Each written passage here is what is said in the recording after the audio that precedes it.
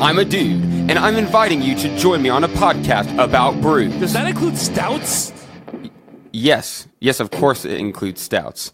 Like I was saying, join us every Saturday on the journey into... Wait a minute. Do you guys do anything about like IPAs?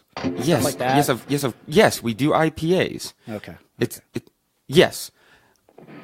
Anyway, join us on the Journey into Comics Network for Brews with Dudes. Whoa, hey, have you guys ever... Do you care if I bring some Zima on?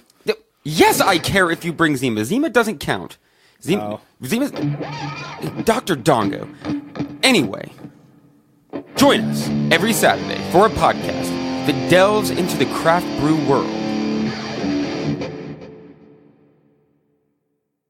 The following Journey into Comics. Journey into Comics. Journey into Comics. Journey into Comics. Journey into Comics. Journey into Comics Network.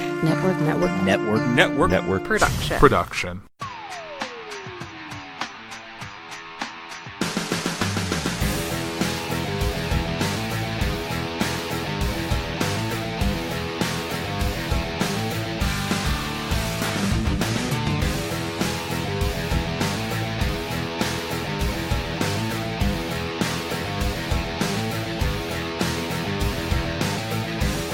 All right, this music is absolutely ridiculous. It's perfect. I love it. How you doing, Larry? I'm all right. How are you? I'm good. Cool. This is Chris and Larry, and you're listening to the very first episode of Crucial Tunes. You are. First one. The New first shit. one. Where Cool. This is a podcast all about music and music-related stuff. So that's why we decided to use that cheesy-ass metal intro. It bangs, man. It's good. That's actually unreleased new shit of our band. Yes. We're changing shit, kinda. Mm-hmm. Not that much. No, I mean, we've always sounded that kind of cheesy and butt rocky, but... Yep. So, yeah, like we said, this is a pilot episode. We know you don't know us. Well, actually, you may know me. I'm from another podcast on the Journey into Comics Network called Kids for Sale, where I talk with my wife about our terrible kids and the stupid stuff they do all the time. And then my boy Larry over here is my best friend. Hi. And we are in a band together called Get By. We've been in another band together before this, and I don't know. We've been in the music scene for a long time. Ever. Because we're fucking old. Yeah, we are. We're. I think this is the official scene veteran age. I don't know. Is it yet? Or do we have to get into our 40s for that? I don't know if it's actually age. It's just how long you've been around. I mean, I guess I've been in the music scene. Well, I dropped out of the music scene for a while. I did too, for a long time. And but I got into the music scene when I was about maybe 16, and then I was in it until, I want to say early 20s, and then I got back in my late 20s. Yeah. So I was 14. Did it till I was about 20. Stopped until my late 20s. Yeah. Yeah. And now I'm 30-something. I'll be 31 on Monday, actually. Oh, really? Yeah. Yeah, I just turned 33.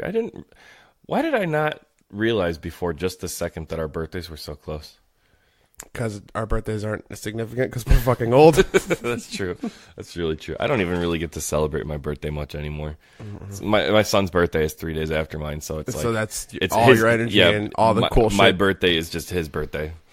That's cool, though. Yeah, it's fun. Yeah, it is fun.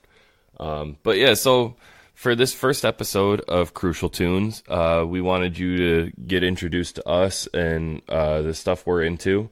So we figured we would go through and talk about our favorite albums of all time. 5 of them. 5 of our... Yeah, I mean, there's a lot of albums. It was actually really hard to narrow it down to 5. And it was hard for me was... And I think you had a similar issue. Trying to narrow it down to 5 albums that weren't in the same genre, because I listen to everything, but it just so happens that like the bulk of my favorites are all like either metalcore or hardcore albums. Yep. But so like when I was trying to narrow it down, I was like, well, I don't want to just do if I 5 talked about metalcore just albums. like 5 different Saves the Day records, no one's gonna give a shit or want to hear it. So we tried to spread them out a little bit and make sure that we crossed the genre lines quite a bit. And we've barely previously talked about this, so we wanted this to flow like True. We're discovering each other's favorite albums tonight. So that this is Because if it's yours aren't all metalcore and hardcore, I have no idea what they're going to be besides Beach Boys probably. they're mostly metalcore and hardcore, but I threw a couple curveballs in there. But do you want to start with one of yours first? Do you want to do our actual 5, or do you want to do 5 honorable mentions and just kind of buzz through them? I guess we could do 5 honorable mentions. Okay. That'd be fun. Thursday, War All the Time. Ooh, that's such a good album. So now, personally, I am a Full Collapse guy. Sure. Just because I love Understanding in a Car Crash. It's still, to this day, my favorite song of all time. But War All the Time was such an incredible follow-up to Full Collapse. Mm-hmm. I didn't think they could. Right, for sure. They fucking did. That is a good honorable mention, man. I wish I'd have thought of that one. That's okay. I actually, when I was going through my list of my top 5s, I was like, do I throw Full Collapse in there? But like, I mean, it's my favorite song of all time. And don't get me wrong, I love Thursday, but like, I just wasn't sure if I should throw the full album in or not. There's albums I like better, but Sure. Every song on War All the Time and Full Collapse all sound the same. yeah, that's a pretty fair assessment. They're all about like broken glass or something hey man, of the sort. write what you know. Yeah, and they nail it. You know what? Now so you got me thinking like of older albums, because War All the Time was like 2003 September. It came out on my birthday in 2003. no shit. It did. That same day at Saves the Day, and MXPX also released an album. Really? Yeah, Any good? MXPX album was great. Of course, you would say MXPX is No, they've released not great albums. fair. Saves the Day album was okay. So since you're digging back deep, I'm also going to dig back deep, just because I don't know what made me think of this, but I'm digging down to 2001. When I listened to this album in high school, it was one of my favorite albums of the year. And I don't know if it's something you're familiar with. As you know, my past, I was very nu metal in high school, so everything I listened to back then was nu metal, and this was like right in the center of that nu metal phase. Dry Kill Logic, The Darker Side of Nonsense. Cool. I can't say anything about it because I've never fucking heard it. It's just banger after banger after banger, for real. It's one of the best nu metal albums I can think of off the top of my head. Now, Okay. I'm gonna go ahead and say one of the best nu metal album of all time, and I'll fight you if you don't agree with it. Maybe not you, but I'll fight anybody else. If they I don't have a agree strong with this. opinion on the best nu metal album of all time too. It's on my list. Mine is on my list, but we'll cover that later. So Okay. if you want to go ahead with your second honorable mention. Kanye West, Dark Fantasy, the full title, whatever. But yeah, See, I never really got into Kanye. it's okay. I know everybody in the world wanted me to, and I could do a whole, not just an episode. I could do an entire I know, podcast but- about the life and times of Kanye West. believe me, I know you can. He's got issues, man, and he's misunderstood. Yeah, I guess, but I don't know. I will not deny that the man knows how to produce a hit song. Nobody can deny that, because he's done it time and time again. For everyone. He also, no one can deny that he knows how to grab the entire world's attention over nothing. He absolutely does. I just personally it's not my cup of tea, I guess. Sure. If we're going along those routes now, we're doing hip hop / rap. I'm gonna go an honorable mention: Bone Thugs and Harmony, East 1999. Sick. Probably my favorite rap album of all time. I don't think much needs to be said about it. It's a classic. It's an absolute classic in the genre, and the Bone Thugs are still to this day my favorite rap group. Although they dropped a new album, was it just this year or was I it have last no year? idea. And it was not fun. I was really bummed about it when I heard it, because I wanted it to be good so bad. It was last year. I've always wanted to walk out live to Me Killa real bad. Wait a minute. I think that'd be cool. Oh yeah, New Waves, was that it? New Waves? New wave like Devo? No, that's not it. Oh, was it? Yeah, maybe that was it. I don't know. All I know is whatever the most recent album was that Bone Thugs put out, I listened to it, and I think it was last year. And man, I just was, I could not get into it. Sure. And it happens. It was, I mean, it was really, it felt like they were just really digging to try to re-spark that old. I wonder if it worked. No. we all know the answer to that already. Sure. But, all right, go ahead with your next one. Brother, Sister, Me Without You. Oh. Yeah. We just saw Me Without You a few months ago, and did. God, it was amazing. It was amazing. Brother, Sister, too. There's some parts in that album when you hear them.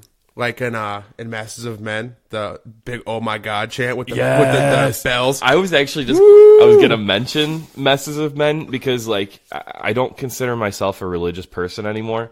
But whenever I hear that one part of the song when he says, "If ever you came near, I would hold up high a mirror. Lord, I could never show you anything as beautiful as you." Just the emotion in those lyrics and the way he shouts and just it's incredible. It's so moving. Like even if you are not a religious person, give Me Without You a try, especially Brother Sister. I think that's a good introduction album for people that don't know Me Without You, because it's kind of in the middle of their sound. It's got the old chanty Aaron Weiss, but it's also got the newer singy kind of Aaron Weiss. Well, newer is still it's all crazy again. Now it's crazy again, but I mean, if you go through their, which I have not heard the new. I heard the new. So there was like 2 EPs that came out, right? I think something like that. One, they were both called Untitled. One was in lowercase and one was in capitals or something like that. Sounds about something they would do. And the lowercase one was like a softer, mellower, and the uppercase one was supposed to be like louder and like back to their roots a little more. I haven't heard that one yet. I heard the softer one, and it was good. I was hoping for a little more, but it was good. Sure. But I liked it though a lot. Yeah. But we're not here to review new albums yet. We'll get to that. We'll get to that another episode. But oh God, now you brought up Me Without You. Mm-hmm. It was hard to pick which album of theirs I would put on here. Yeah, but I was gonna say that one. I was gonna say, God damn, Brother Sister is so good. I guess I'm gonna throw a Me Without You album in on the honorable mentions too. Sure. But now I can't decide. It's tough. We saw the reunion, well, not reunion, but the anniversary tour of A.B. Life, which was their first album, and God, that album is still so perfect. But then they followed it up with Catch for Us the Foxes, and that like made me fall in love with them. They're one of those bands that like every album they put out, it's distinctly them, but it is such a new sound for them, you know? Like, there's no mistake. Like, you hear any of their songs, and you're like, oh, yeah, that's Me Without You. But then it's just completely not what was on the last album. So, man, it's so hard to pick one. If I had to go between the two, I'd probably go A.B. Life. Cool. It's so raw. And it is, and that's guttural. That's something I tend to get into more, is the old, like, slightly underproduced raw albums. I like that sound. I don't like the polished sound in the later albums. I tend to like the first couple albums just before they before they learn what they're doing better. Sure. It feels like it means a lot more in the early days. I don't know. I get you though. Yeah. That album's got so much just power and hellfire. Bullet to Binary. I still remember the first time I heard Bullet to Binary. I was in like a multimedia editing class with Tim, and he played it. Tim Barrett? That's my cousin Tim. What's up? What up, Tim? Tim was in a band with us called No Fences a couple years ago. He was. We were a punk rock Garth Brooks cover band, and God, it was tight. That was so fun. It was fun. It was fun, and it was fucking easy, man. It was. Man, I wish we could. We need to get a reunion going on that, because God, I would love to do that. We've been talking about that for a year. I know. We will eventually. All right, what's your next honorable mention? Saves the Day, Stay What You Are. So Saves the Day is one of those bands I missed. They're still around. I know. It's too late No, it's not. So Because you were around during when the Beach Boys was in their prime too. that's true. That's true. No, but I grew up on Beach Boys. That's why I still have Sure. I love Beach Boys more out of nostalgia than anything. But Saves the Day is just one of those bands. Like I heard At Your Funeral. That's the first song on this album. I'm trying to remember what year that would have been. It was like on the radio and shit. Yeah, that was maybe 2001. I was gonna say 1 or 2. Because I remember being in high school and talking. There was a kid in my art class that liked Saves the Day, and he was the only kid I had talked to in school that even knew who they were. So that's one of the reasons I couldn't get into them, is just because I couldn't talk to anybody about them. And Sure. that was one of the big things back then for me was, I'm one of those kinds of people. I can't just listen to something or watch a movie or watch a TV show or read a book or something. When I finish it, I have to discuss with somebody. Sure. And if there's nobody else listening to the same stuff, then I can't get into it. When the morning after I finished the second season of Stranger Things, I went to work. I'm like, hey, did anyone else finish Stranger Things? Like, what? And I'm like, fuck, I have to leave. I have to find somebody to talk to about this. So, this is off topic, but let's just run with this anyway. That actually sparked a huge argument between me and Ashley, my wife, a couple years ago, because for years and years and years, I didn't touch Game of Thrones at all. I didn't watch a single episode, didn't read the books or anything. I've never seen it. Because by the time I even knew what it was, I was already like a season behind. And then the seasons kept going, a couple edits, a couple more seasons passed because I didn't have HBO.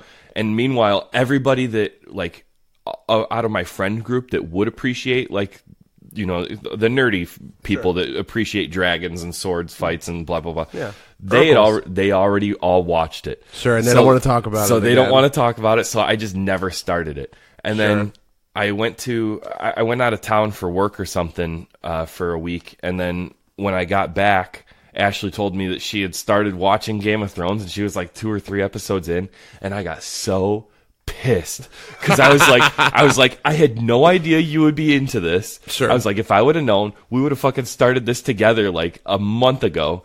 And but she started it without me, and man, I got so mad. But she let me catch up, and then we watched the whole first season together. But I mean, it's only about 2 or 3 episodes. Like, who gives a shit? I know. Well, I did because I was so upset just because I waited so long to have somebody to watch it with. I'm also like the king of petty shit. And then she got mad right back at me because she's like, "You never said you wanted to watch this. How was I supposed to know?" Blah blah blah blah blah. And then so. That was that argument. I lost, by the way. I always lose that argument. But do you have this argument still? I mean, yeah. You still fight about this? You fucking kidding me? Not about Game of Thrones. Well, I guess we do, because something like this will come up, and then she'll just be, "Oh, it's Game of Thrones all over again," and then it's that argument again. But cool. So I mean, yeah, we're petty like that. Sure. We bring up 3-year-old arguments and fight over it again, but. Yeah, back to music again. Sure. Where'd you leave off? Saves the Day? Saves the Day. It was your turn. Oh, you know what? Amazing that I did not include this on my top 5, but I'm going to honorable mention Glassjaw.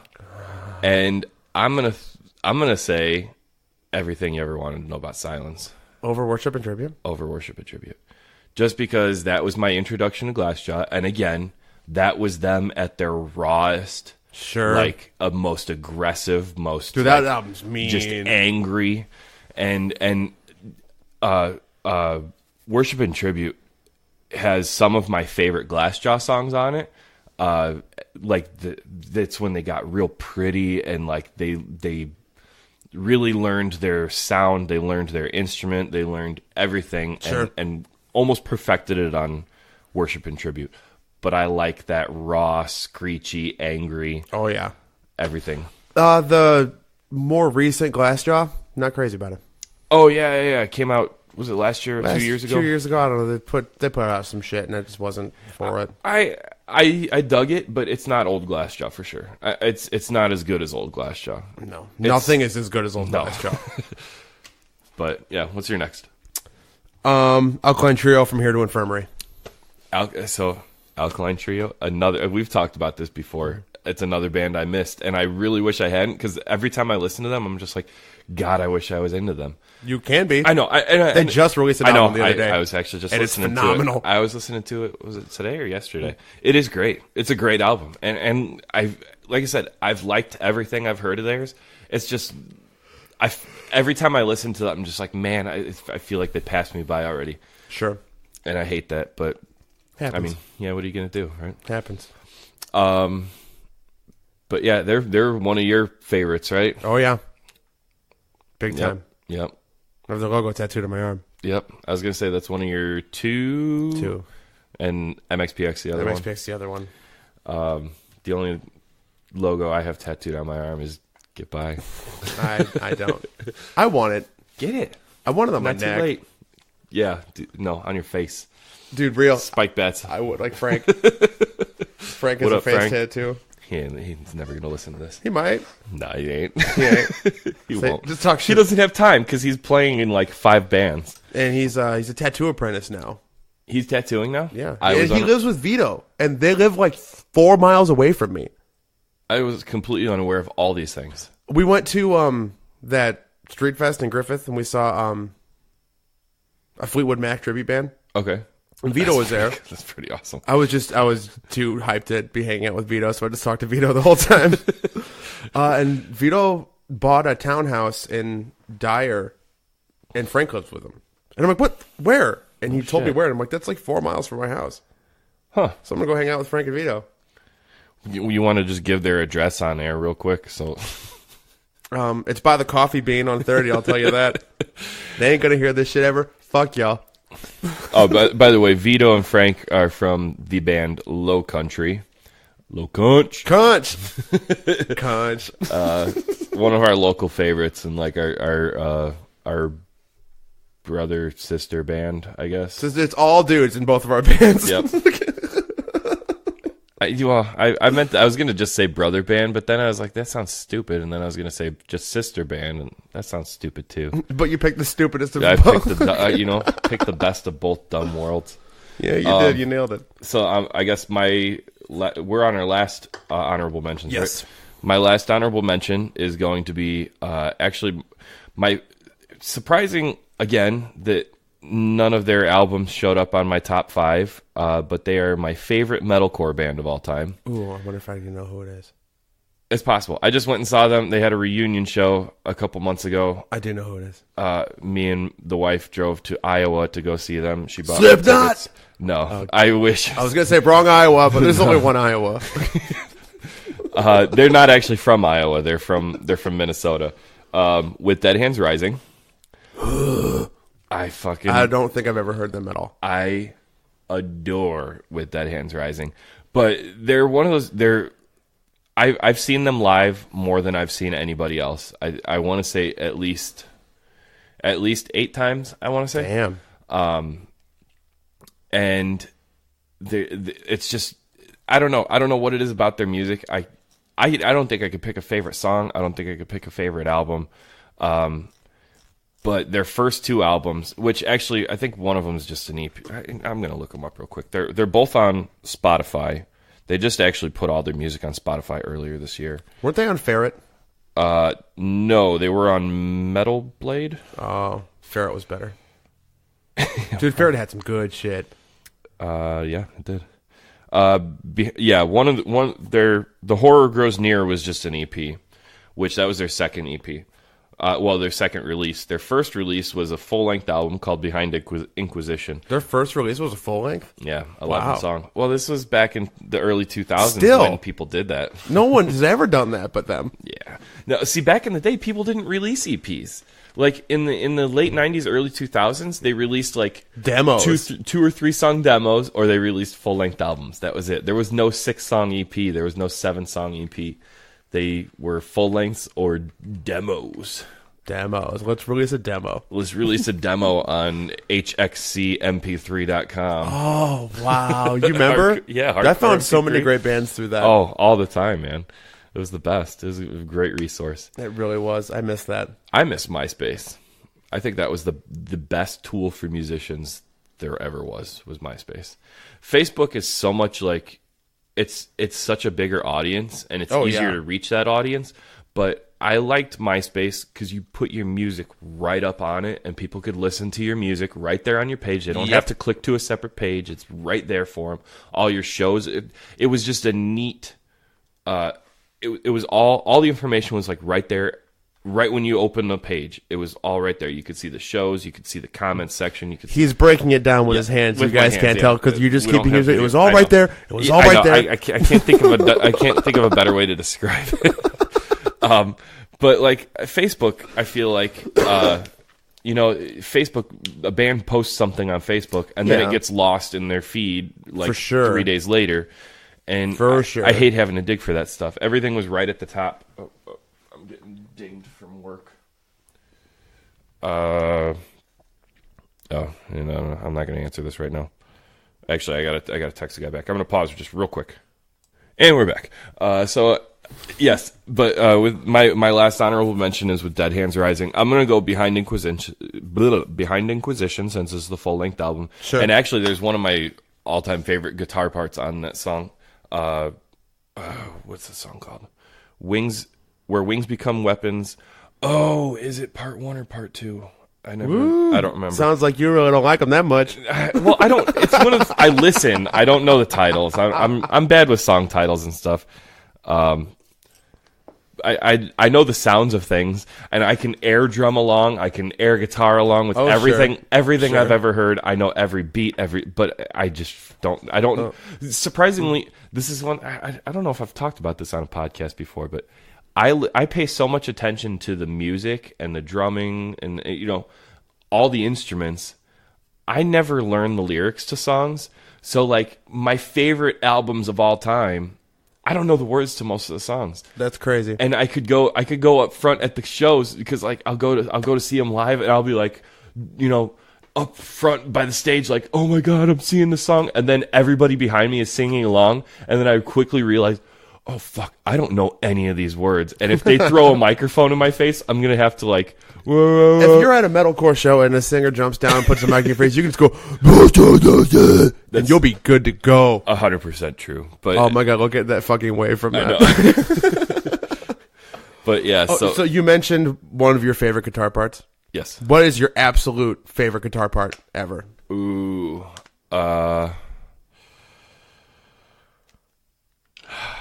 this is gonna sound lame, but it's an Atreyu.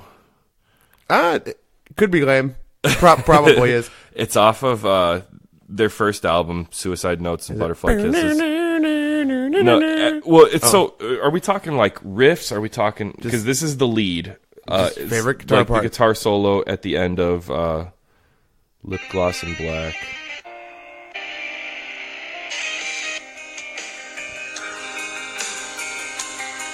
Does sound lame. Shut up! I love this.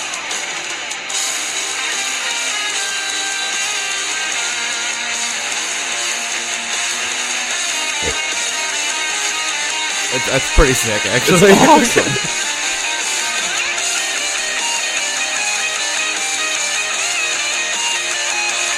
It's like really simple power metal, right? And I love that. And they end their album on this, and I love it. I should have put this in my honorable mentions. You should have, dude. Suicide Notes and Butterfly Kisses was an incredible album. I know everybody hates Atreyu, but guitar part ever is the bridge of "Get It Faster" by Jimmy Eat World. Really? You know what I'm talking about? Nope. I guess I'm gonna have to look it up real quick. You've heard this. It's on Bleed American. You've heard that album 1,000 times front to back. Everybody in America has. But you'll know what I'm talking about if you can find it. It's like it's a way in there.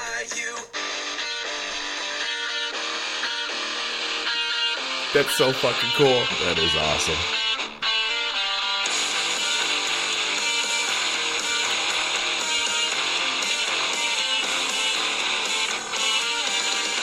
Ooh, that's fucking good. That's really so sick. Good. I like that a lot. That's my favorite part in any song, maybe ever. It's so good. That's fair enough. That is such a cool part of a song. All right, well. So your actual... Yes, we're on to our actuals now. I started the first one. You start this one. Okay. Well, you've already mentioned a couple of times, I am a big Beach Boys fan. Sure. Everybody's a big Beach Boys so fan, but you're like a big-ass yes, Beach Boys fan. I've seen the Beach Boys. I've seen them twice now. Once was the Beach Boys, which I consider the quote-unquote Beach Boys, but legally they are the Beach Boys. It's Mike Love and his band, because in the 90s, I think it was, Mike Love sued Brian Wilson for the rights to the name the Beach Boys and won. So Mike Love, who is like the poser of the Beach Boys, in my opinion. Poser, you fucking poser, Mike Love. I hope you're listening to this, Mike Love. He is. He's like, oh, God damn it, it's God thinks I'm a poser. But yeah, he legally gets to tour as the Beach Boys. And that was the Beach Boys. And Brian Wilson has nothing to do with it? Brian Wilson just tours as Brian Wilson now. Does he play Beach Boys songs? Oh, yeah. Fucking cool. Yeah, they co-own the catalog, from what I understand, so they can both play all the songs, but Mike Love calls himself the Beach Boys. That was the first time I saw them, was at a county fair, with Mike Love's version of the Beach Boys. And then a couple years ago, they had their 50-year anniversary tour. Wow. And I went and saw that at the Chicago Theater, which that was the first time I'd ever been to the Chicago Theater. Theater's amazing. And it's the perfect place to see the Beach Boys too, because it's such a classic looking theater. Sure. That really cool lit up marquee outside. It was incredible. But that was all the remaining Beach Boys reunited. I thought you were going to say that all that remains was with the Beach Boys. That was like fucking cool. It's so you. It was it was all the remaining Beach Boys. It was Brian Wilson, Mike Love, Al Jardine, Bruce Johnston, and what's the guy's name? He played guitar for them for a while. David Marks. I was going to say Steve Is Vai. it David Marks? Richard Marks? Richard Marks was like a pop singer from the 80s. Yeah, you're right. Was he in the Beach Boys? No, he was like a baby. So. Maybe, probably not. Dude, Richard Marks had some fire-ass songs, though. David Marks, maybe. I'm going to say it was Carl. Yeah, Carl Marks. But anyway, Beach Boys. I'm going to say my favorite album is actually technically not... It's the Smile Sessions. If you look it up on Spotify... Is that Pet Sounds? No, I love Pet Sounds. Pet Sounds is like still considered to be one of the greatest pop albums of all time by a lot of musicians. But I like the Smile Sessions, specifically the Smile Sessions. If you look it up on Spotify, so Smile was an album that Brian Wilson wrote while the rest of the Beach Boys were, out on tour, because he had already had his mental breakdown. He didn't tour with them anymore. So he wrote this album, and it's like a super psychedelic, crazy, trippy album. And it almost broke the band up, because when they came back, Mike Love was like refusing. He didn't want to play any of the songs because they didn't fit the formula of singing about girls and cars and surfing. You're like fucking 100, though. Like, you're not doing that shit anymore. Well, this was in the 60s, though. This was when they were still young. Oh, so then, he is doing that shit, so... Yeah, but Brian Wilson wanted to do something artistic, so he writes this album called Smile, and there was so much controversy about it that they never released it. They ended up releasing almost all the songs on separate releases after that, and like going through the 70s, they would release a song on each album after that, but they never released it as itself, just Smile, until actually I think just a few years ago they finally put it out. Brian Wilson took all the old recordings and pieced them together with a producer, and he put it together the way he wanted. That's really cool, actually. But there's a different version of it called the Smile Sessions. I don't know who pieced. I think there was a couple of producers that got together and found all these old tapes and pieced it together the way they thought it would sound, and it's such a crazy album. It's amazing, start to finish. I can listen to it over and over again, start to finish. But my favorite thing about the Smile Sessions is not just the music, which I love, but after the album is over, they have all the studio outtakes and stuff of like just recording different bits and pieces of the song. And Brian Wilson, hands down, the greatest producer that's ever lived, in my opinion. Okay. At such a young age, he had such an incredible ear for music, and he knew exactly what he wanted to hear. And so just listening to him in the studio, like, no, you need to get this a little closer to the mic, and no, you need to do this a little bit. Just listening to him arrange this album, is like my favorite thing ever. So that's why the Smile Sessions specifically, not Smile, the Smile Sessions is on my list. That's actually really neat. That's a very detailed answer for just one album, but that's why I love that album. I like it. Cool beans. What's your number 5? I guess are we going in order? Not really. Oh, then I'll pick one of these at random. The Miseducation of Lauryn Hill. Wow. Yeah. Man, what is that? 1998? 97? I remember that year at the Grammys, it won like categories it like wasn't even fucking in, like best Latin album or shit. Like it won so many Grammys that year. I put on Doo-Wop a couple, maybe a month or two ago, and Ashley was not into it. What the fuck? Why? She was really young when it came out. She was born in 91, so I don't think I don't know. It didn't grab her the way it grabbed, because I was, so let's say it came out in 97. I was like 12 years old when it hit. So it was all over the radio. It was all over MTV. I remember the music video. Oh yeah. It was awesome. And I just remember how big of a phenomenon that was. It was the biggest thing in the world when it happened. And it was so good too. It's such a good song. She can sing like an angel, and she can rap like hard as hell. That's a solid pick. Oh yeah, I remember when it won Album of the Year that year, and Paul McCartney, what is it called when you give someone a Grammy? Present. How did I not fucking think of that? Paul McCartney presented it and gave it to Lawrence Hill. Lawrence. Like my birth name, but like Lawrence Hill. I would imagine she was probably really upset about that, because it's like a huge fucking moment in your music career. Yeah, that sucks. I'm trying to look up the year real quick on that. I want to say it was 97 or 98, but 98. Every 98. Song on that album is great. Everything about it's great. It's perfect. That's a real solid pick. I'm gonna have to go back and listen to that one again. It's been ages since I listened to it. It's so fucking good. Every music video for that album was super cool. There's one of the singles for that album. The video is like New York City, and it's a record. Yeah. And it's just spinning, just this giant ass needle going through the streets, like it's grooves. It's fucking cool. It's a really great album. Back when music videos used to be really cool. Yeah. What's the coolest music video ever? I don't know. I guess the one that sticks out in my head, just because it was when I was growing up, and it was huge for like a whole summer, and it was my favorite album that summer. The Beastie Boys Intergalactic.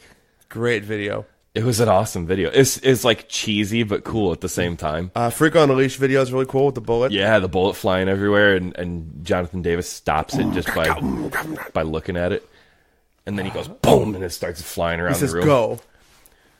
Well, first he does boom, da, da, Emma. Yeah. Oh man, what a great fucking song. Yeah, that was good. Next one. I guess I'll dip into my hardcore / metalcore, and then I'll mix in the other one a little bit later.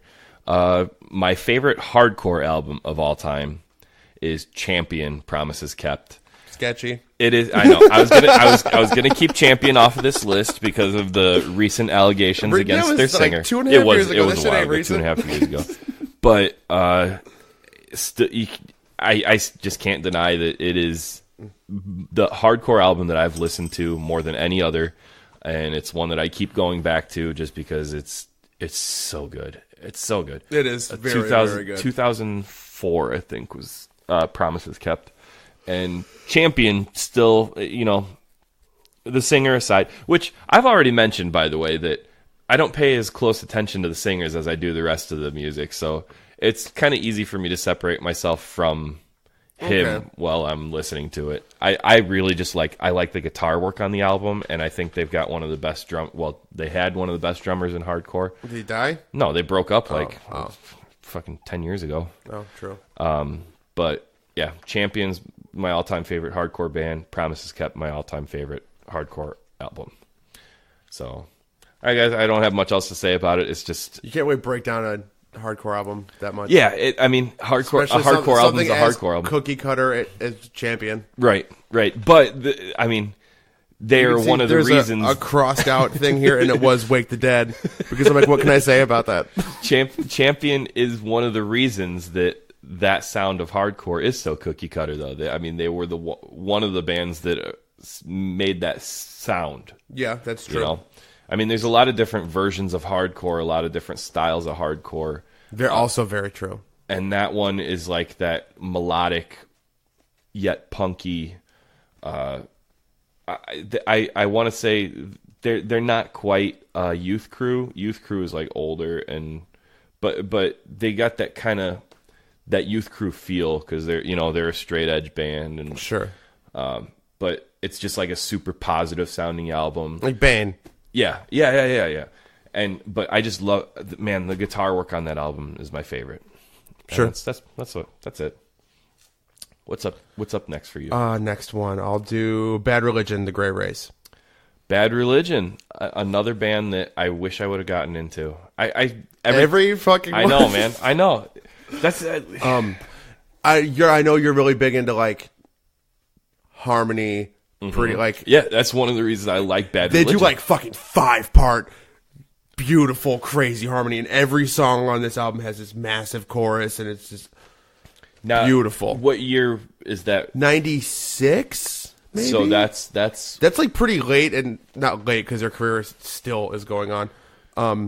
Now what album is 21st Century? That's on. That's like albums and albums before this. Before? Yeah. Okay. Yeah. I don't know my Bad Religion timeline. I just know I don't know it that well. They're one of those bands. When I hear them, I'm like, oh yeah, it's Bad Religion, and I really like them. But I don't listen to them enough to know their sound through the years, and I don't know any of their albums. All their albums have like fucking 20 songs on them. Yeah. They all sound the same. Oh my god, I cannot stress how much every Bad Religion song sounds the same. But the vocal work and the guitar work and melody structure on this album is impeccable. It's so fucking good. We're gonna have to exchange lists after this episode so we can so we can listen to each other's favorite albums, and then on the next episode we can shit on each other's favorite albums. Like, man, that album's fucking bad. What's wrong with you? Ooh, that shit is terrible. All right, my next one is my favorite metalcore album of all time. Actually, the band that got me into metalcore. I still remember. I know this. I think the first time I heard this album was my senior year of high school, 2004.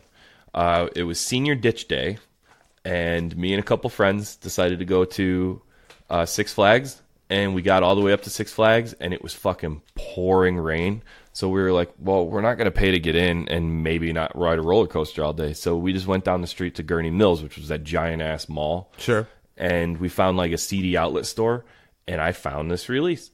And I was like really excited because I had not seen one of their albums before. I had just heard their music online. A little bit more of a backtrack. Do you remember MidwestMetal.org? Mm-hmm. So there was a website put together by a guy from my hometown. This town we were in. Yes, Lowell.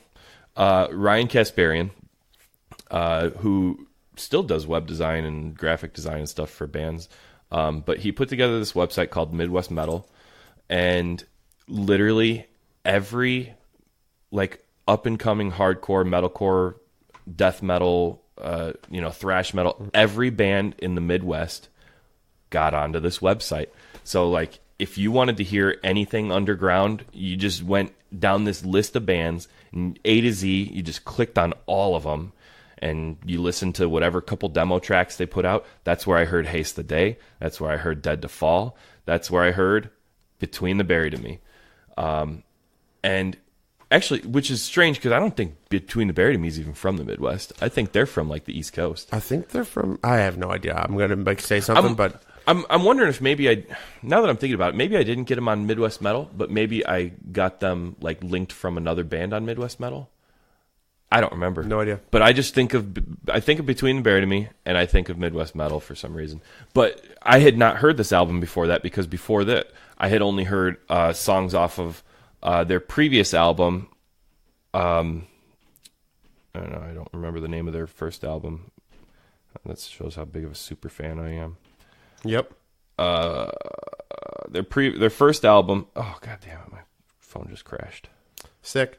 Yeah. There's a couple BT Bam albums that I really like. Radio. Well, the one I'm going to mention is Silent Circus. Has it got Mordecai on it? Yes. The end of Mordecai is so good. Every song on that album is so good. So their first album, self-titled. Sure. I had heard a couple songs off of that, and that got me into them. So when I was going through the CD outlet store, and I saw Between the Buried and Me, Silent Circus, I was like, well, shit, I've never heard this album, but I love Between the Buried and Me. And I grabbed it, and I listened to it the whole way back from Gurney, and it blew my mind. I have Silent Circus on vinyl. I also have Silent Circus on vinyl. Yeah, is it black?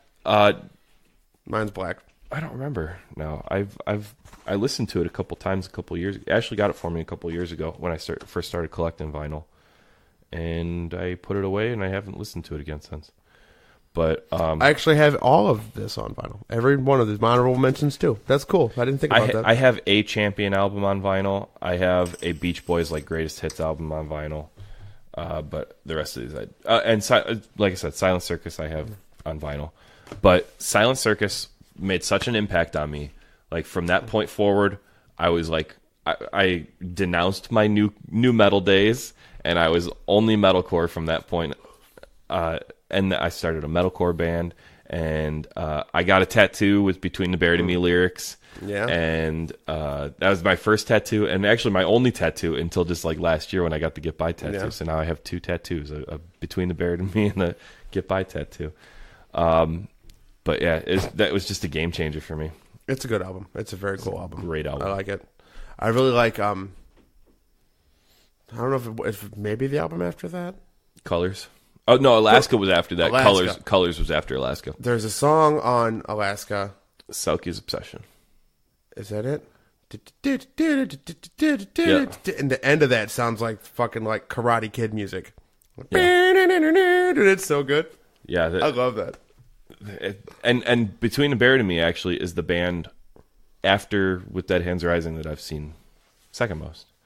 I saw Between the Buried and Me, I think, 6 times. I've seen NFG the most. I've seen him 17 times. That's like the same fucking songs every time I see them. I'm like, dude, come on. I started thinking about it a few years, just last year, because I started going to a lot more shows just in the last couple of years. Cause I went for years without going to any, and I started going to shows again a couple of years ago. Sure. And I realized, I haven't been to a lot of shows. I haven't been to a lot of concerts. So, some of my favorite bands, like I said, Between the Buried and Me, I think I've seen 5, 6 times. With Dead Hands Rising, I think I've seen 7 or 8. I think I've seen Between the Buried and Me once with Norma Jean and Misery Signals. Oh, Misery Signals. Dude, it was a great show. It was what was the Norma Jean album after, oh God, Redeemer? With the girl getting eaten by the crow or whatever? I stopped listening to it was the Redeemer tour, and it was fucking sick. Yeah. I saw Norma Jean twice. 3 times? Twice. I love Norma Jean. Norma Jean was great. What's the next on your list? Further Seems Forever, The Moon Is Down. Ooh. I don't think I know that one. I have... It's their first full-length album. I had a Further Seems Forever album, and I don't remember which one it was. You probably had How to Start a Fire. Further Seems... And really, that album could very well be on this list. I love both of those albums very, very, very, very, very much. Oh, you know what? Maybe I didn't have a Further Seems Forever album. Maybe I might have had one, a burnt copy of one back in the day. But I don't recognize any of this album art. Oh, it's white and pink. It's got an airplane on it. It's very early 2000s emo on the front. Yes. It's a very good album. It's Chris Carrabba. Yeah. Great Dashboard. Just playing in this almost jazz-ish, super complicated and simple at the same time, because it's all in 4/4, but you listen to the drummer, you try to follow him, you're I don't know what the fuck he's doing. I can't do it.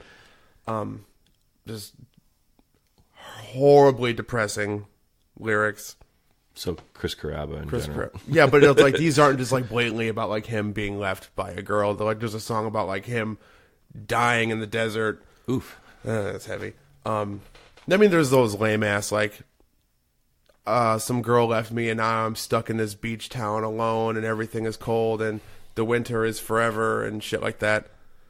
Those are like almost dead on verbatim lines from that album. Oh, but I love it. It's super short. It's like 10 songs. Okay. Every song is good. How is 10 songs short? For a full-length album, 10 songs is pretty short. You think so? Yeah. What's the shortest of full-length album? 10 songs? Is it really 10 songs? I don't before know. They I don't make that shit up. I feel like it's probably around 8 is where they draw the line usually. 7 or 8. Either way, every song on it. I saw them play that album with that lineup in 2012 or 13, maybe. Oh, yeah? Yeah, they just came to the Bottom Lounge. I went by my fucking self because no one cared. Oh, dude, the Bottom Lounge is the best, too. Bottom Lounge is a cool place to go if you don't go with anybody else. It's an easy room to just chill by yourself. I remember I get there, like, I'm up the fuck front, like, hyped. Yeah. And then I look over. I was working at Jimmy John's at the time. And there was a guy who, like, worked, like, I guess a couple buildings away and came in every day. And I'm like, hey, guy. And then, after that, we would, like, hang out and, like, smoke cigarettes outside the building together and shit and bullshit. Now we're friends on Facebook and shit. I still know what he's doing. Nice. He's a good guy. Nice. Anyway, yeah, that's that whole story. But I love Further Seems Forever more than almost anything. You say that about a lot of things. The only band that I like more than Further Seems Forever is MXPX. Okay, fair enough. Fair enough. Fucking love them. All right.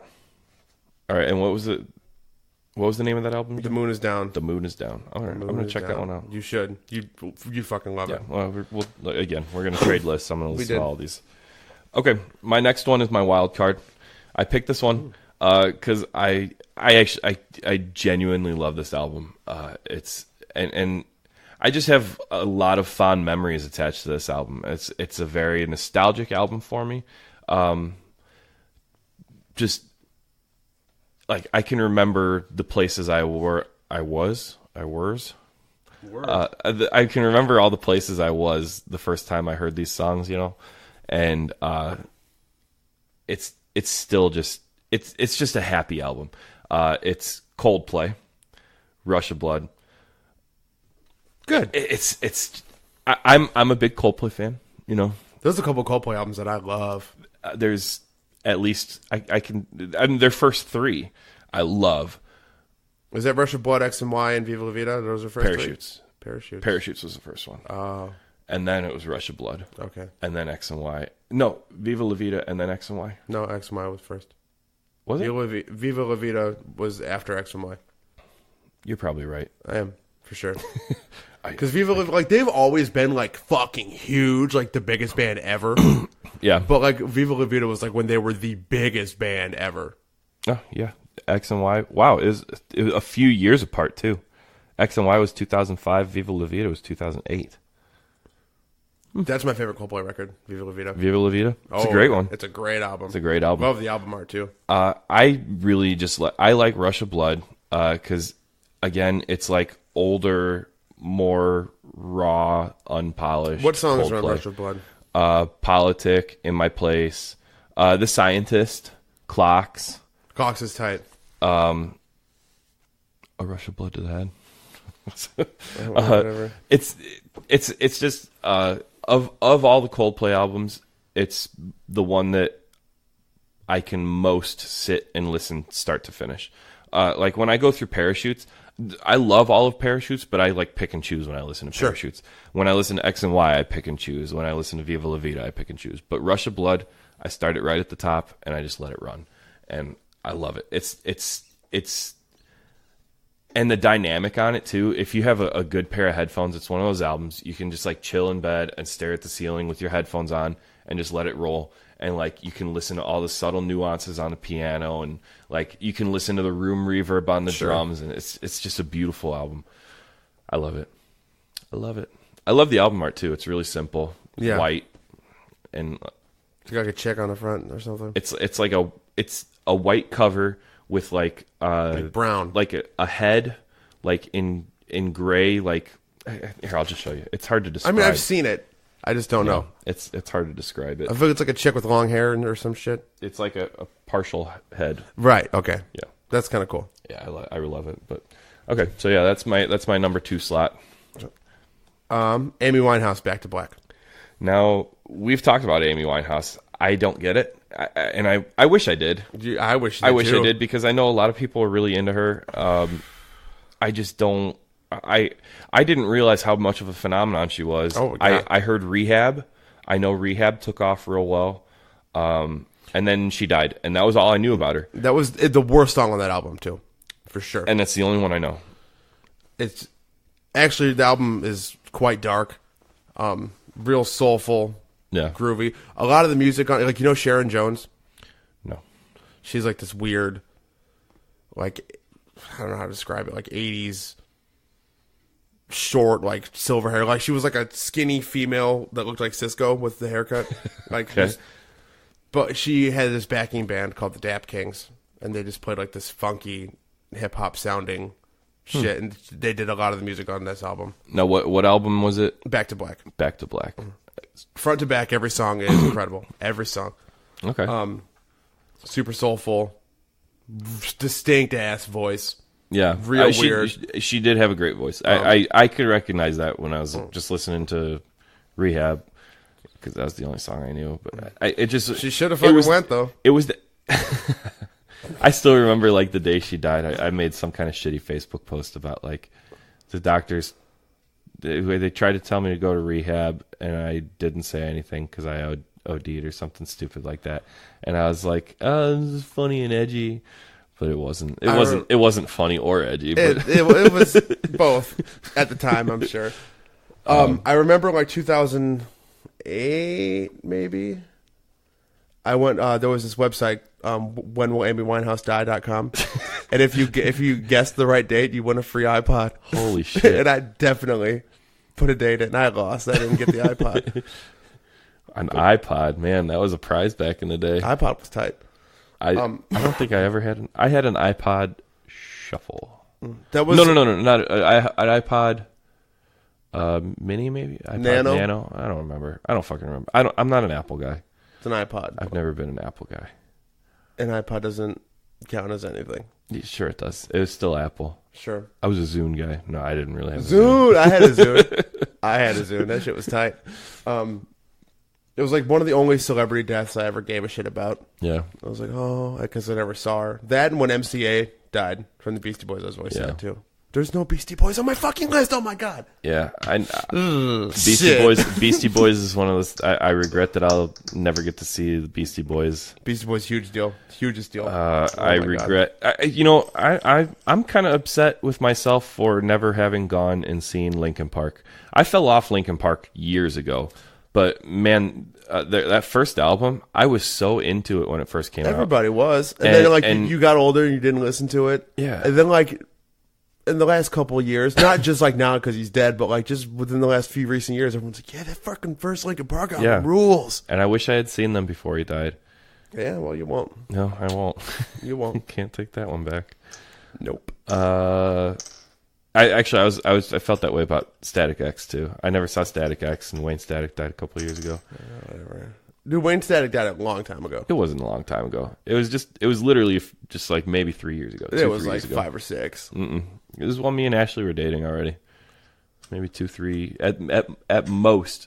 No, it was at most 3 years ago. Well, whatever. But yeah, it's not important. Very, very irrelevant to the rest of this conversation. Super true. So I'm on my number one now. Yeah. My number one. I think this should have been obvious. I teased it at the beginning of the episode. Is it the new metal thing? The new metal album, and I want you to try to guess what you think my favorite new metal album. You said you think it's the greatest new metal album of all time. I think it's hands down. I think the greatest new metal album of all time is Follow the Leader. Oh no, you're wrong. No, I'm not. Yes, you're very wrong. The greatest new metal album of all time. Hold on, let me think again.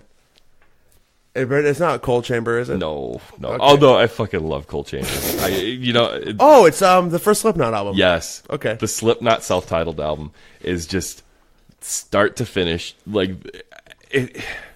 The first time I heard it, it's so fucking heavy. It's so aggressive. It's so brutal. It's so everything. And it like spoke to me. It was so fucking ahead of its time. It was 100% ahead of its time. Because that album came out like 98?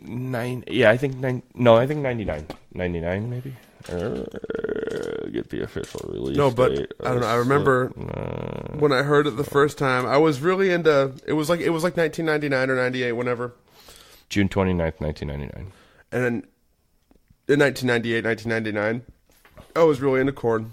I was really into Limp Bizkit. I was too. I was really into. I was like insanely into 311. They're not new metal, but they rapped and they played rock music at the same time. So I was like, yeah, cool. Yeah. And I heard Slipknot. I was like, no. Yeah. What the fuck? Nuh-uh. Yeah, dude, I was just afraid of it. So my progression growing up was I was into country when I was a kid because that was what my mom listened to. That was what my mom listened to when she was around me. And then as soon as I started listening to like my own radio stations, I had to get away from whatever my mom was listening to. So I switched over to B96, and I was all about rap and 90s hip hop and stuff. Mm-hmm. And then soon after that, my older sister went to like middle school or high school, whatever it was. And that's when she turned grunge, because that was really in at the time when she was like just getting into public school, because we went to private school. So was your sister like super old? No, she's like, because like grunge was like 1993. She's like 3 years older than me. That couldn't have been grunge.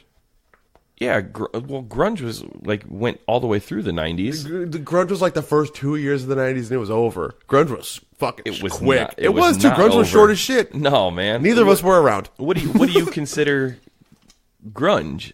Nirvana, Pearl Jam, Stone Temple Pilots, Soundgarden. Yeah, all that stuff was around mid 90s easy. Yeah, but like mid to late 90s, other shit was way bigger. My sister hit public school. It had to have been, so she graduated in 2000. So back that up 4 years. And then she was in middle school, so 96. So she got into public school in like maybe 94 or 95. Okay. And so she was really into SDP. She's probably really into Green Day. Well, she was really into Alanis Morissette and Fiona Apple and all that. Dude, Fiona Apple. I love Fiona Apple. Right.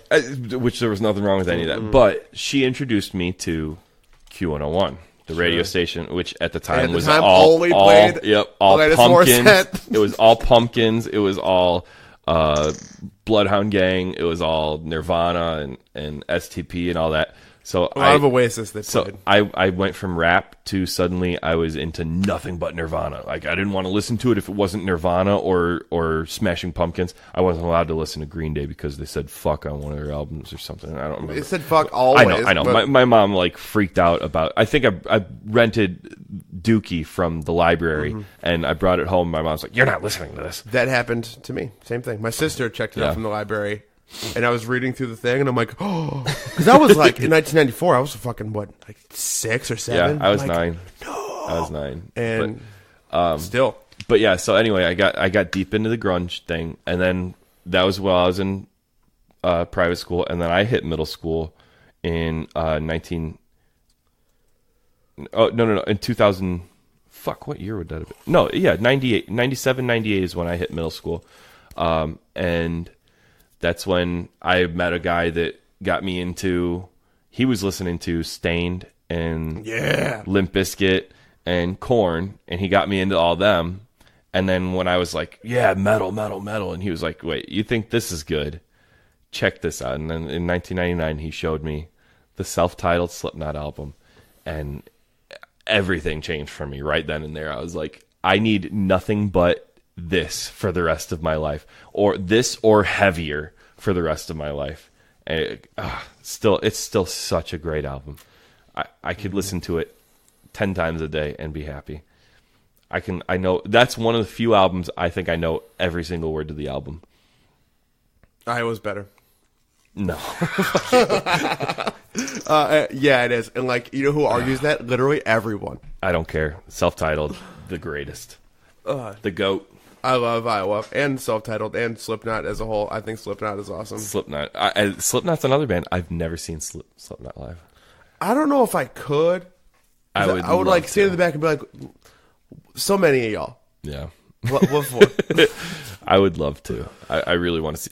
There's actually Subliminal Versus local Slipknot tribute band. I really want to see it because if you watch the videos of them live, they have like the mannerisms and they have like the stances and everything, they look like Slipknot, except for the bassist is really skinny, and Paul Gray was never skinny. He was kind of a bigger guy.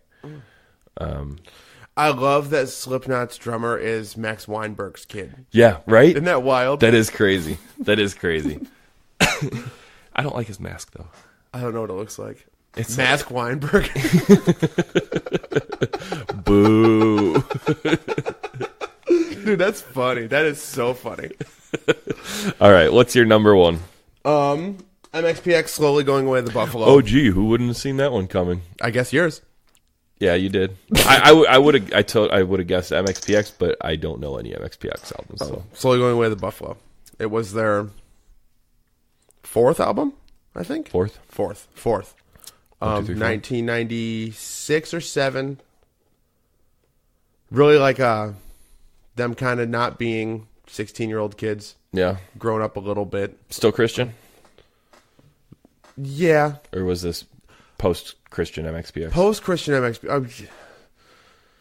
That's complicated because like there was always little subtleties up until recently. And now it's just gone. And they curse now. And it's like Under Oath.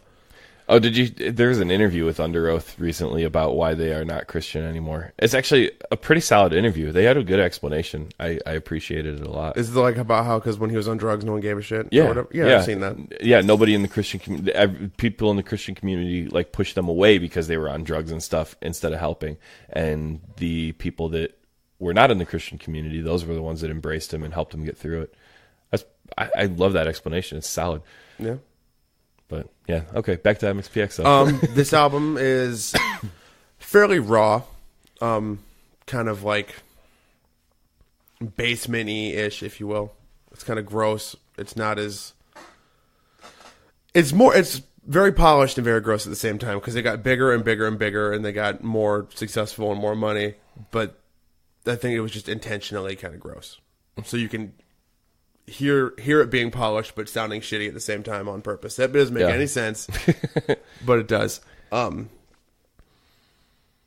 Lyrically, there's songs about chicks on it. Yeah. I don't think they'd use the word Christ or anything on the whole album. No, they think they say God on the album a couple times though, in like real lame, corny ways too. But real fast.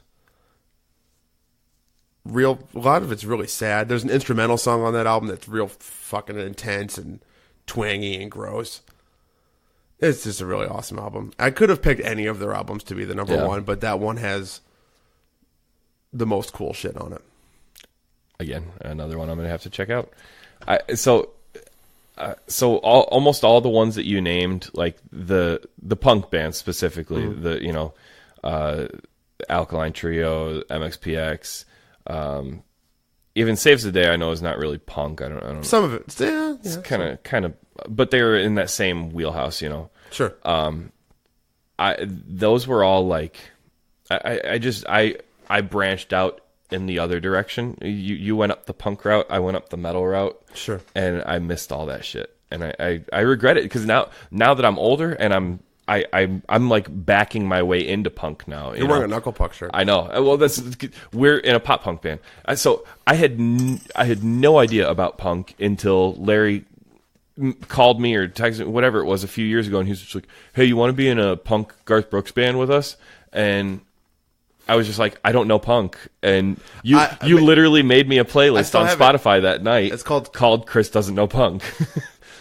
And that was my introduction to punk. I mean, there's some good shit on that playlist. I know punk. Don't get me wrong. Like I know the history of punk. I know who all the punk bands are. I could recognize them if I heard them and stuff. But I just didn't. I didn't grow up on it. I didn't ever sit and listen to it until we started playing in No Fences, and now I'm backing my way into punk.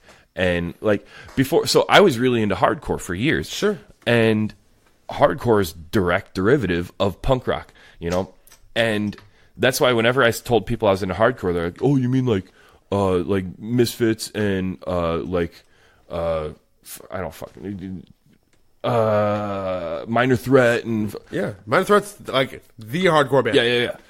Minor Threat though, I always hated Minor Threat. Why? Because like Minor Threat rules. because I wasn't into punk. Okay. And what I thought hardcore was Champion and Bane and vastly different from Minor Threat, you know. Sure.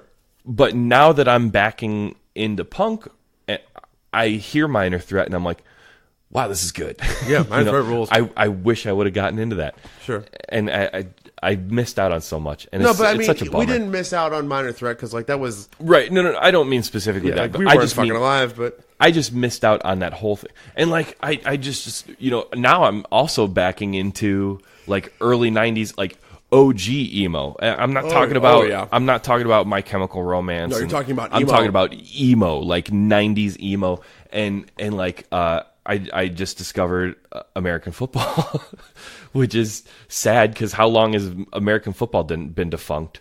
American football, no one gave a shit about American football when they were around, and then everyone gave a shit about them like 5-6 years ago, and then they released another album 2 or 3 years ago. Oh, did they? Yeah, it's the same as the other one. Okay. Like, it's whatever.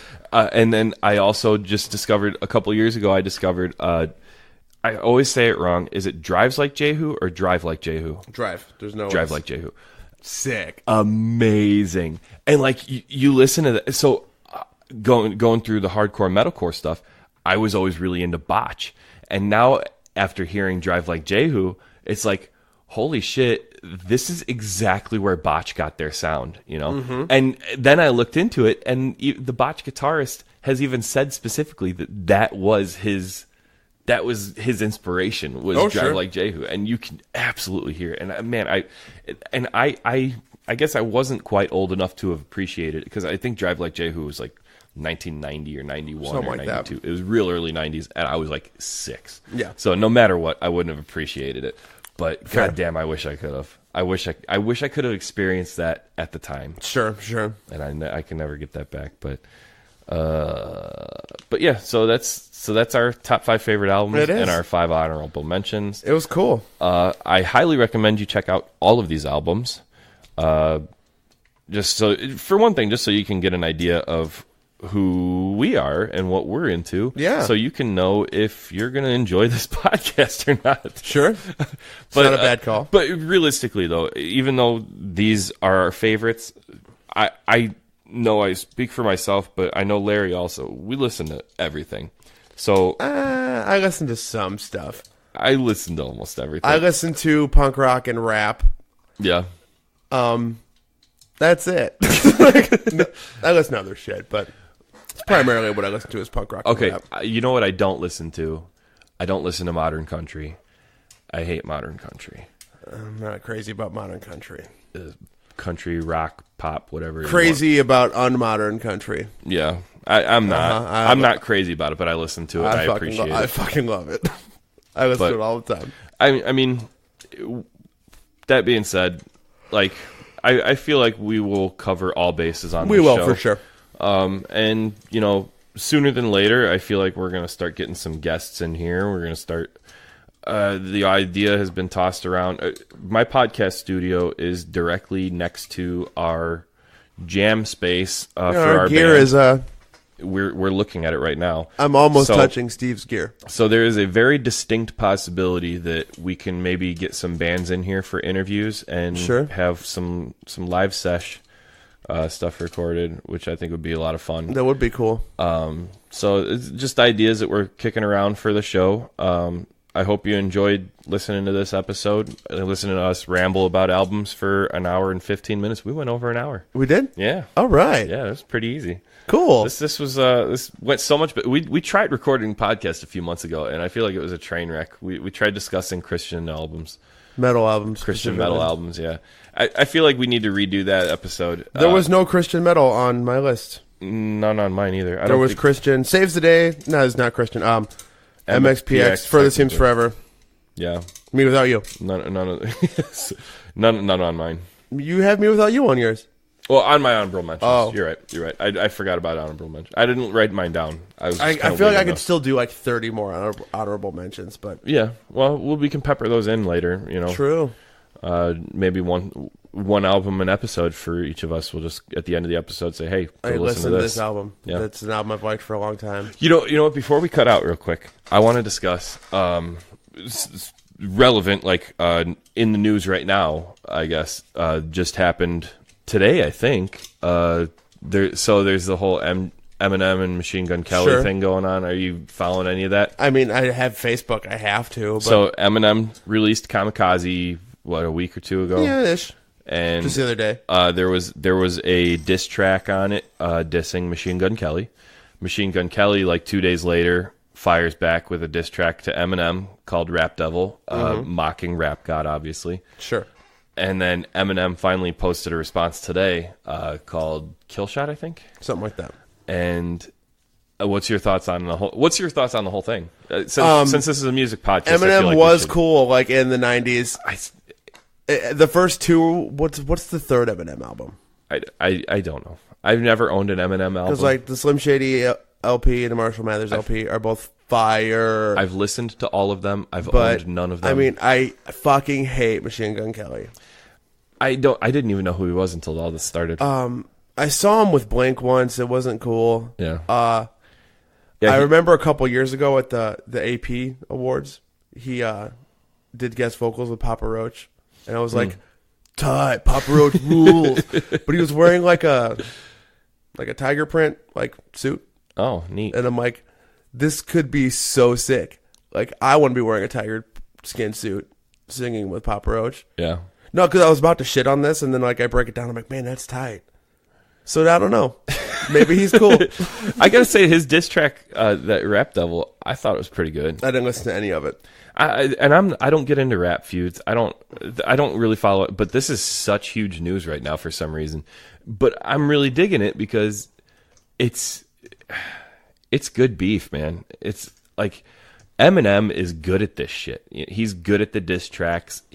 And this clapback that he's put up today, I loved it. I know I saw a couple people online shitting about it already, but for the most part, everybody I've seen posting it was just, "Oh my god, it's the best thing ever." So, Do you think they're friends in real life and they're just doing this for attention? publicity? I almost guarantee this is a publicity thing. But whatever it is, it's working. I'm enjoying it. I like it. I want them to do like instead of doing diss tracks, they go on YouTube and they just like kiss for a couple minutes. Somebody, I forget who I was. Maybe it was Andy Reid, our good buddy Andy Reid. Andy Reid. I think he commented on somebody's thing saying that, or maybe it wasn't him. I don't know. Somebody brought up like a really intelligent argument that like Eminem is bringing substance back to rap by putting out all these disses on the album. There's so much. It's about actual people again instead of just rapping about cars and rapping about Xanax. doing drugs and shit. But like ignorant ass substanceless rap, I love it. I do too. I love the sound of it, but I love what they're talking about. I don't give a shit about the lyrics on any of that stuff because the music is so ridiculous and obnoxious that if they were singing about anything legitimate, it wouldn't be tight. You're right. Right. It's all perfect, and I love it. Like I love Migos.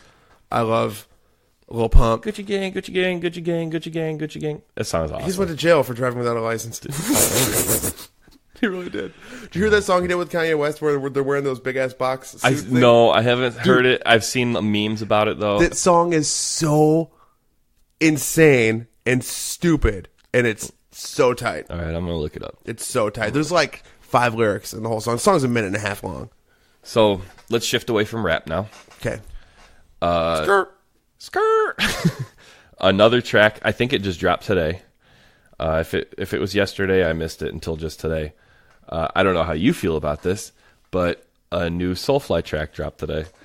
I saw you Oh my god, mistype Soulfly on Facebook. yeah, Soulfly. I saw my that. wife called me out about it, And then you called her a dick. yeah, she is a dick.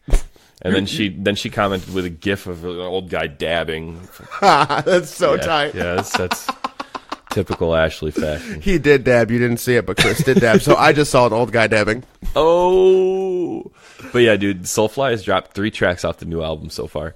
I don't know when the new album's due. I think it's supposed to be out by the end of this month, and I have not been pumped about Soulfly for like 15 years. Says everyone. But I don't care. These 3 tracks so far that have come out are so fucking good. so heavy, so perfect. They are. I've heard the one, and it's sick. It's so good. And the one they dropped today is featuring Randy Blythe from Lamb of God. Oh, and it's so good, man. It's so good. I'm so excited about Soulfly. I guarantee if the rest of the album is near as good as those 3 tracks have been so far, guarantee it's going to be either my number 2 or 3 album of the year. Guarantee it. But we'll see. We'll see when it comes out. See. I'm also super stoked about Daughters. I don't know. The other 9 albums are going to be like Bodum or something. Are they still around? I'm sure they are. Black metal bands never die. They're immortal. Bodum wasn't black metal. I know. Fuck, they're whatever they are. They were metalcore that presented themselves as black metal. Yeah, I think. I don't even know what I saw them one time, but I wasn't paying attention. Never listened to them. They were just at a show that I was at. Never listened to them. I just know they wore the fucking makeup and stuff. I fell asleep at that show. Yeah? Seeing that good, huh? I was tired, but Lamb of God, Bodum, some other bands like that. It was at, where did we see Haste Today in Indy like 7 years ago? Egyptian Room. It was there. I just sat up against the wall and I fell asleep at a Lamb of God show. Oh, that Haste Today show. That Haste Today show was sick. Who else played that show? Haste Today. Still Remains. And wasn't there was like a deathcore band, I think. No, I knew the guy who played drums in that band. His name was Nick, but I forgot what the band was called. The something. Oh, sure. I don't remember. I honestly don't. I feel bad because I thought they were good. I remember thinking they were really heavy. I remember thinking they were good, but yeah, that was the 10-year Burning Bridges anniversary. That was a while ago. That was a while ago because Burning Bridges was what, 2004? So that would have been 2014. That was almost 5 years ago. That was so good. That was a good show. But is there anything else fresh in music news that you know of that we can discuss real quick? Or are we fading? Yeah. It's late, man. It's late. It's late. We'll save some music news for the next episode. We'll think of something cool. Yeah. But I hope you've enjoyed this first episode of Crucial Tunes. We'll be back. I don't know how often we're going to do this. I'm going to try to aim for weekly maybe, but at most bi-weekly. So, and I also don't know where this is getting released. I think my buddy Nate at Journey into Comics Network is going to hook us up with a temporary slot. He mentioned it to me again the other day, asking about it. So we'll probably drop the pilot on Journey into Comics, and if Nate likes it, hopefully he'll pick it up, and we can keep running with it. And cool. Maybe by the next episode, we'll have some social media accounts set up and an email you can get a hold of us. Oh yeah, I should do that. Otherwise, for now, if you like what you're hearing and you want us to talk about a certain album or a certain song or blah blah blah blah blah, just drop a message to myself, Chris Plant, or Larry Rosinko on Facebook, and we'll get to it on our next episode. Cool. All right. Thanks, everybody. Peace. Later.